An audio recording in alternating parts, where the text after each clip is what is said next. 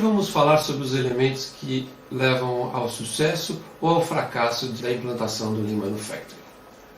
Uma pesquisa realizada pela Industrial Week Magazine em novembro de 2007, com aproximadamente 450 empresas americanas, foi feita a seguinte pergunta: quais metodologias estão sendo usadas por sua empresa para fomentar a melhoria em seus processos? 87%, ou seja, a maioria esmagadora dessas empresas, respondeu que vinha utilizando o Lean Manufacturing. Ainda nessa mesma pesquisa, foi feita a seguinte pergunta: como você avalia os resultados dos seus esforços? 74%, aproximadamente 3 em cada 4 empresas, disseram que não obtiveram nenhum progresso. E apenas 1 em cada 50, ou seja, 2%, disseram que atingiram plenamente os resultados esperados. Daí fazemos a seguinte pergunta: por que algumas empresas falham ao tentar implantar o Lean Manufacturing? Vamos iniciar aqui nossa linha de raciocínio definindo alguns elementos. O primeiro deles é o que é um DNA. DNA são elementos que contêm as instruções que coordenam o desenvolvimento e o funcionamento dos seres vivos. Ainda dentro dessa linha de raciocínio, queremos lembrar que 96% dos DNAs de um ser humano e de um chimpanzé são exatamente iguais. E apenas 4%, ou seja, uma parcela muito pequena dessas moléculas, é diferente.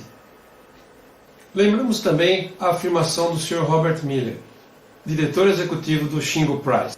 Em julho de 2007, o pessoal do comitê olhou para as empresas que haviam ganho os prêmios nos últimos anos.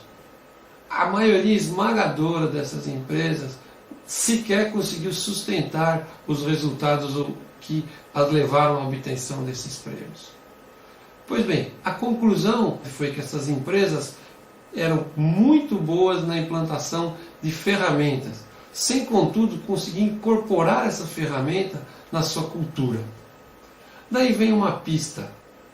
O que acontece que leva essas empresas a optarem por implantação de ferramentas ao invés de desenvolver, ou seja, colocar essa ferramenta como parte do dia a dia, transformando em elementos da sua cultura? Quando as empresas estudam a Toyota, quer seja por publicações, sites de internet ou mesmo através de visitas nos sites da empresa, elas enxergam contramedidas, confundindo essas contramedidas com ferramentas. Daí vem o que chamamos de toolbox approach, ou seja, dar mais valor para a ferramenta do que para a cultura propriamente dita. Um exemplo desse comportamento é o que ocorre com a contramedida 5S. Infelizmente, o que temos visto é que várias empresas dão mais valor para o número de S's que estão aplicando do que a técnica propriamente dita. Logicamente, respeitamos os profissionais que dedicam o seu tempo e os seus recursos desenvolvendo essas técnicas e implantando na sua empresa. Mas aqui fica uma pergunta: se a Toyota não usa os 7, 8, 15 S's, por que nossa empresa deveria utilizá-lo? Outro erro comum decorrente do Toolbox Approach é a perda de propósito. Inevitavelmente, ao apreciar as contramedidas, confundindo-as com ferramenta, vem o seguinte raciocínio: nossa empresa utiliza uma faca de madeira, a Toyota utiliza uma faca de aço. Bem, então vamos utilizar uma faca de aço. Ocorre que, às vezes, utilizamos essa faca de aço com o propósito totalmente distorcido, ou seja, uma faca de aço para apertar um parafuso. Fatalmente, machucaremos nossa mão. E aí vamos culpar a ferramenta e não o uso indevido dessa ferramenta. Nesse ponto, começa a distanciar o DNA entre o homem e o chimpanzé. Temos 96% de elementos coincidentes, contudo, o propósito da utilização está totalmente equivocado. Um exemplo é o que ocorre com o 5S. Veja, existe uma ideia equivocada de que 5S é para que se mantenha um ambiente limpo e organizado. Contudo, como veremos a seguir, o 5S nada mais é do que a definição de um padrão do ambiente de trabalho. Muito bem, já vimos que não devemos seguir o caminho das ferramentas. Mas então, qual é o caminho que devemos seguir? Por onde devemos caminhar para implantar o Lean Manufacturing de uma maneira adequada e que nos traga benefícios? A resposta está no exemplo daquelas empresas que efetivamente conseguem implantar o sistema Toyota. Elas enxergam muito abaixo do nível superficial das contramedidas e absorvem os valores, a filosofia e a cultura da Toyota. Mas como absorver uma cultura que vem sendo desenvolvida e praticada por mais de 8 décadas? Bem, podemos encarar da seguinte forma. Absorver a cultura da Toyota nada mais é do que absorver o seu DNA. Absorver aqueles elementos que guiam o desenvolvimento daquela organização. Esses elementos podem ser encarados como capacidades e regras que as pessoas dessas empresas devem praticar diariamente nas suas atividades. A primeira capacidade é a de projetar processos de forma que os problemas sejam percebidos imediatamente. Para tanto, todos os processos, quer sejam eles nas áreas administrativas, quer sejam eles nas áreas de produção, devem ter os seguintes elementos: padrões, conexões e caminhos. Na terceira coluna dessa tabela, você pode ver quais são as contramedidas que estão enquadradas nesses elementos. Ou seja, quando estamos implantando o 5S num ambiente de trabalho, estamos definindo um padrão para aquele ambiente de trabalho. O mesmo vale para trabalho padronizado, qualidade na fonte e troca rápida. Os outros elementos dessa primeira capacidade são definidos por conexões e caminho. Há ainda mais 3 capacidades que devem ser praticadas diariamente pelas pessoas da empresa Lean. Resolver os problemas assim que forem identificados e promover a melhoria contínua. Compartilhar o conhecimento lateralmente. E, por fim, desenvolver as 4 capacidades nos membros de sua equipe. Vamos detalhar um pouco a capacidade número 1. Projetar processos de forma que estes evidenciem os problemas imediatamente. Por padrões, entendemos que todos os trabalhos devem ser detalhadamente especificados em termos de conteúdo, sequência e resultados. Na foto acima, temos um padrão de ambiente de trabalho. As embalagens devem ser colocadas nos lugares designados. Se alguém as remover, facilmente saberemos que há um desvio do padrão.